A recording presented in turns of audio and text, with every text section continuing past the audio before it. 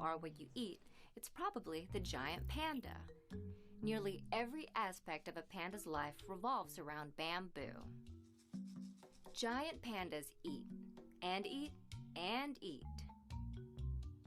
Pandas can spend more than half of each day eating. To understand why pandas eat so much, you need to look more closely at what they eat. Bamboo, a giant woody grass, is a very poor nutritional source, low in protein and high in fiber that pandas can't digest well. Yet, bamboo comprises 99% of a panda's diet. To compensate, pandas need to eat 20 to 40 pounds a day. Pandas have quite a bit in common with carnivores. A panda's digestive system is more closely related to that of a carnivore than an herbivore, which explains why they don't digest plants very well. Fortunately, they have other adaptations that help them chow down on bamboo stalks, including large, powerful jaws. When they're not eating, pandas rest, and rest, and poop, and poop.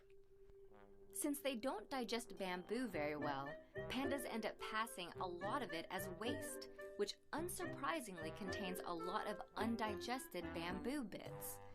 Pandas defecate more than 100 times a day, producing more than 40 pounds of waste. Pandas even go number 2 while they're napping. And they spend a lot of time napping as a way to compensate for their low-energy diet.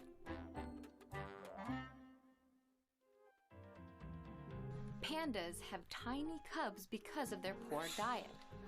Baby giant pandas are born blind, helpless, and tiny, weighing just 5 ounces, or about 1/1000th the size of their mom.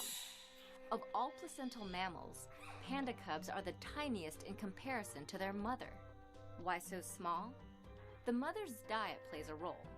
Due to her low metabolism, a panda mother has a relatively low blood oxygen level, so the cub can get more oxygen outside the womb.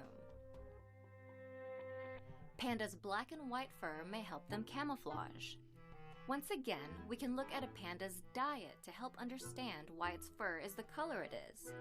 Pandas don't store enough fat to hibernate like other bears, so they have to keep eating bamboo all year round. And since they're always roaming in search of bamboo, pandas are unable to shed their fur quickly enough to match their background like other animals can. So their black and white pattern may be sort of a compromise.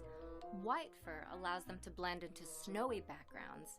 Black fur allows them to blend into shady forest backgrounds. Historically, pandas inhabited a much wider range than they do today and faced multiple predators. So at the time, they may have relied more on their camouflage ability. Today, pandas are not at as high a risk from predators, but rather from a loss of bamboo. The good news is that the giant panda's conservation status was recently upgraded from endangered to vulnerable. An estimated 1,850 pandas remain in the wild in China, an increase of 17% over the past decade. However, pandas still face significant threats tied closely to their food source.